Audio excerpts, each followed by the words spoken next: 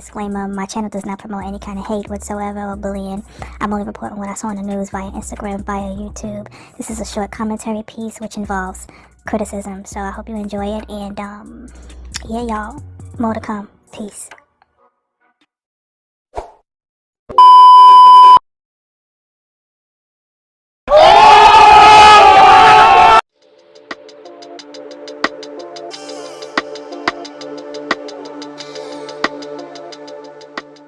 Caught on. And you don't let nobody convince you that you're crazy just because you caught on, whether you caught on to them or you caught on to yourself, your true worth. The reason why I say that is because, first off, I ain't even really working like that. I'm on vacation, I'm chilling, but I saw a DM come in from a sister and she asked me to clarify whether or not she was crazy because... Calling all the men and all the women, I need advice. So there's this guy I really like. It's been months now, and for some reason I can't stop thinking about him. We both made a mess of things. He thinks I'm crazy. And yeah, there were times when I feel like I could have handled situations differently between us. But if there's a possibility that we could figure things out, I would want to take that chance. But do you guys think I should hit him up? But what if you don't feel the same way? What should I do?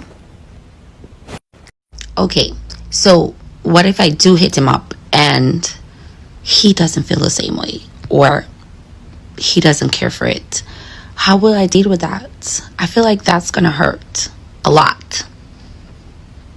She's been with a guy a couple of years. Whenever she first met him, she was on one type of time, she was with whatever, but over the years she started to kind of grow, see things differently, and she's holding her man accountable, but now he's kind of retaliating with, you crazy, you tripping, you going insane.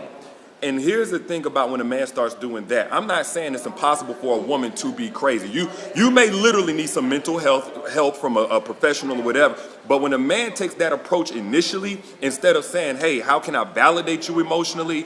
How can we come to a common ground? How can I be open-minded to what it is that you're saying and feeling and things like that? When he goes straight to you tripping, you crazy, I promise you, you're not actually crazy. You just caught on to what he was doing. You caught on to yourself. You caught on to your self-worth. And a lot of people would try to immediately go over to, oh, he's a narcissist. He's a manipulator. He's some type of bad guy. He's some type of monster. And the reason why I want to clarify this is because I don't want you to immediately say, well, he does this, he's a narc. If he doesn't do this, he's not a narc, so I'm safe. The more you understand about why a guy's going to take that route, the more you can protect yourself. The first reason why a guy's going to call you crazy is because mentally he's an adolescent. Think about it. All you out there that got children, if you got a little teenage boy, you got a little 13-year-old, 14, 15-year-old, y'all know what I'm talking about. Maybe you ain't even got no kids. Maybe you grew up with an older brother or younger brother that was 13, 14, and 15. What happened whenever you saw his mama, y'all mama said, clean up this room or else you ain't going out. Clean up this room or you're not getting allowance. Do your chores or whatever or else you're not getting what you thought you was going to get for Christmas. What'd he do? He probably went straight at her. Oh, you crazy, mom. You tripping, mom. Oh, you wilding out, mom. You're not being a good mother. Basically, he made it a projection onto her and the type of woman that she was because she was holding him to a certain standard and was enforcing consequences for his behavior. Now, here's the thing. That's natural. We all done been there. Every one of us, right? But when a man does not grow beyond that mental adolescent stage of his life, mentally, he becomes a mental 15-year-old in a 35, 45, 55-year-old body. Now he's meeting you and he's doing the same thing to you that he was doing to his mama. Now whenever you're saying, hey, you know what, I need you to pick up after yourself. Oh, you tripping. Hey, I need you to regard me better in the way that you communicate with other women, in the way that you operating whenever we go out or whatever, whenever you want to go to a strip club or something like that. Oh, you tripping, you crazy. That's a mental adolescent at work. He may not be thinking he's manipulative. He may not be trying to, power control or anything like that. But mentally, he has not grown up. And now you're trying to basically raise him up whenever that was his mama's job. Now, the second reason why a guy's going to pull that whole, oh, you crazy card is because, like I said, with the sister in this example, you are not who you used to be, but he's still who he's always been. He got comfortable disrespecting you, disregarding you. And now that you've come up to a different level of yourself, now you started to love yourself. Now you started to develop more confidence. Now you developed your ability to communicate. Now that you've done that, oh, you crazy. And that's because his normal was set upon what you used to be on. And let me say this, it may be partially your fault why he got comfortable to begin with. If you weren't communicating, you weren't confident to speak up and say, hey, this is what I need from you in order to be properly loved, that part is on you.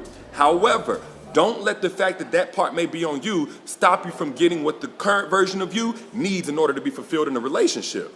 Regardless, if it's gonna make somebody uncomfortable in order to love you properly, make them uncomfortable. It's better for them to be in discomfort loving you properly than for them to be complacent, running all over you, ignoring your needs, ignoring your well-being.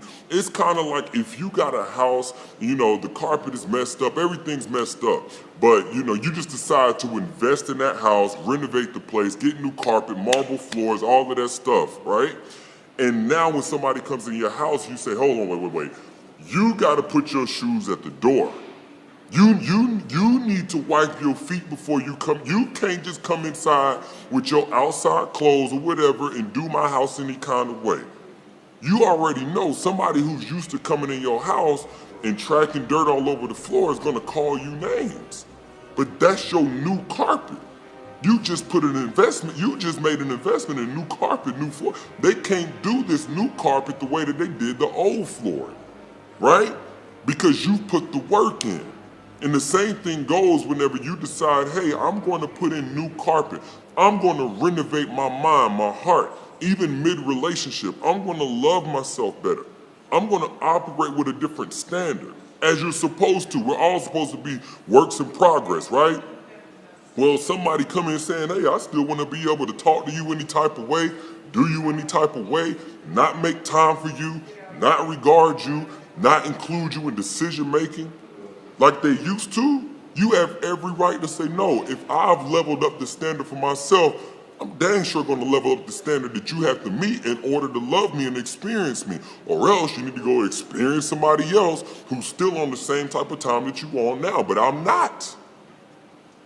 So yeah, you're gonna get called crazy. You know how when guys be like, oh yeah, what you bring to the table? Some of y'all, if we being real ladies, y'all bring a lot of insecurity to the table, a lot of self-unawareness to the table in the beginning. And then the man get comfortable, he get full off that. And then whenever you decide, I got something else to bring to the table now, I'm a different woman. Whether you listening to my videos, God just to open your eyes, you listen to somebody else's videos or books or whatever, and now you done upgraded your whole value system to upgrade it. Now you shaking the table, and he calling you shake the table. If that's the reason why you shaking the table and making things uncomfortable, do it. Now the third reason why a guy's gonna call you crazy, pull that whole you tripping or you whatever, is because yes, even if he's not a narcissist, he's being narcissistic in his manipulation. But let me be very clear, rarely is a guy gonna do that kind of manipulative move just for one benefit in the moment. Typically a guy's working a plan. He's gaslighting you for a long-term benefit to himself, a long-term destruction and damage to your self-worth. It's not just so he can get over and get something out that situation and, you know, get away with it without responsibility. It's because of this. When a guy gaslights you, which is basically a man eroding your sense of reality and your ability to discern what's real from what's not, based on how you feel, based on how you see things. When a man does that, he typically is going to do it in a place where he has emotional authority. Like where you're so in love with him, he can do no wrong. Y'all know how it is whenever a man like just got you wrapped around his finger. You know, you love him so much, you dang near love him more than you love yourself. That's when he has that emotional authority. What emotional authority is, or some type of vulnerability on your part that gives him proximity to you, is it allows him to excavate your common sense, your value system, your discernment, even your women's intuition. It allows him to replace that with his manipulative viewpoint that he wants you to see life through. And the long-term benefit to him is, eventually it's gonna go from him gaslighting you to you gaslighting yourself. Now, after some time of doing that, this man that's just holier than thou, he's on this pedestal, he could do no wrong. He's telling you that you're tripping for saying, hey, I'm uncomfortable with the way that you're handling things, the way you handle me. He says that, no, that situation didn't happen like that. I pissed on your leg, but it was raining. Figure of speech. And now after a while, he don't have to do it no more. Now you'll do it to yourself. Now before you even bring something to him and say, hey, look, I'm uncomfortable, you start working into your mind like maybe I'm wrong, maybe I'm the problem, and the whole time you're not the problem. Maybe I'm tripping, maybe I'm wanting too much, maybe I need to stop watching these videos, and maybe I need to stop reading these books, maybe I need to get rid of my friends and family members who care about me. Maybe they're the problem. You'll start basically become an echo. Your inner voice will become an echo of his voice. Whereas when you came into the relationship, you wasn't on that. And this is the situation a lot of women end up in. You got so much competence and understanding when it comes to everything else, right? Your work, your career, your body may be on point, everything else, all your goals, you get to achieve them. You're dominant, you're strong, you're intelligent, but when it comes to a man, you seem to be kind of dumb, right? That's because that man misused his emotional authority. He abused it. He got to that place where he could do no wrong, and he used that as the way to show you, or at least try to teach you and ingrain in you that you're always wrong. And the way that you avoid all of this, man calling you crazy for any illegitimate reason, is get to a man who's on the other side of that phase of his life, where he's going that as a way to avoid accountability, or to avoid growth, or to not embrace a woman being properly loved from the inside out and coming along for that ride, because now you on a new level. Shoot, if he's smart, he comes along that level with you. Or a man who has not done the healing within himself, so he's still in this narcissistic capacity where he's ruining other people just to try to sustain himself by any means necessary, damaging whoever in order for him to feel good. The only way that you can combat this, only way that you can resist this, is to get a man who's already evolved past this stage. Because a lot of y'all have done the work, a lot of y'all are listening and reading books, you're raising your competence, but the application ain't raising with it. And you feel like, well, it's because I'm not running into these evolved men that you talk about. I'm not running into these good men. Where are they at? The thing is, a lot of y'all don't know how to position yourselves for an evolved man. I'm gonna just keep it all the way real. This is the reason why I did the free masterclass that I did. Secrets to Making Evolved Men Crave You. If you have not gotten access to that masterclass, click the link that you see pinned down here. Click that link, get access to the masterclass. Secrets to Making Evolved Men Crave You. It's absolutely free.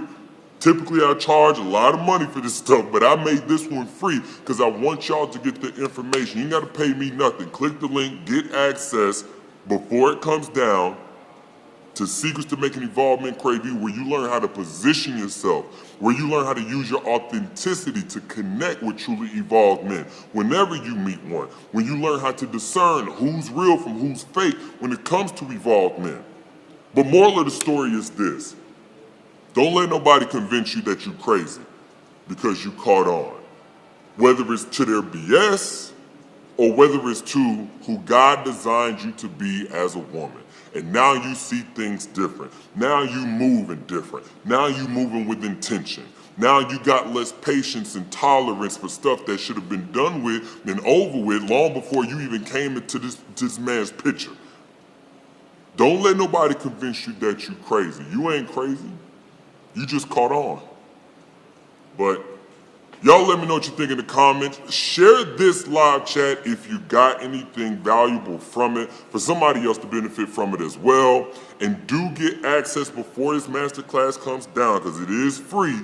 That means it's a lot of people going to fill this up, and there's a limited capacity. Secrets to Making Evolved Men Crave You. Down at the link in the caption. All right? Holla at y'all later. Y'all be good. Peace. This is a dangerous groups that we're dealing with.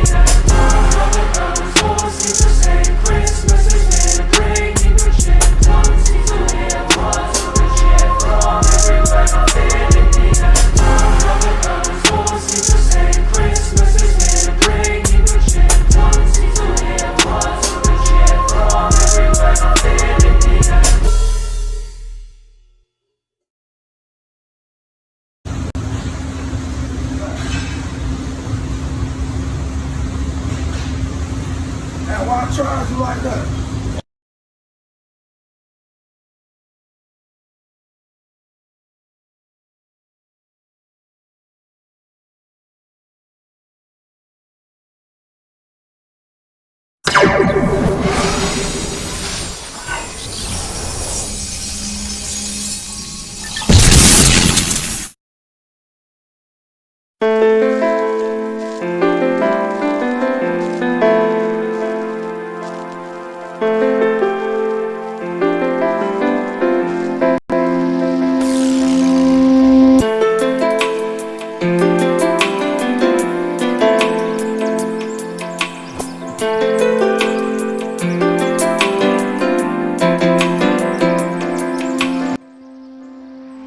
And that some of you may have already heard, maybe not, that this chapter of our marriage is one that was preceded by a marriage that I completely failed.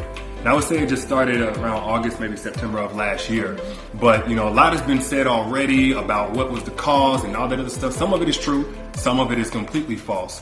But the truth is, and I'm saying it here now, is that Derrick Jaxn was involved with other women outside the marriage. And by involved, I want to be clear, I'm not talking about just casually kicking it, maybe a lunch or something like that. I'm talking about as serious as sex, to sexual flirtation and meeting up and that kind of thing. And some things that otherwise may be considered okay by some in terms of like just chatting or checking on people or being checked on by people that I've had a previous encounter with. But without my wife's knowledge of it and with us having a sexual history, all of it falls under the umbrella of inappropriate, cheating, affair, stepping out, definitely not in alignment with the vows that I took, and definitely not in alignment with the biblical standard of what it means to be faithful, which is the standard that I'm going by now. Now, I'm saying this publicly, not because I'm, married to you guys. First and foremost, I'm accountable to God. Then I have to be accountable to my wife, in which we've already had this conversation. I've already told her literally everything. I've given her basically a roll call list. If I've said hello to a woman in the last 12 years of me knowing her, she knows about it. But now that it's been made so public, it's important that I first off let you guys know I do not stand by those actions. I don't want to encourage anybody to do that. And then secondly, I know that I cannot build a platform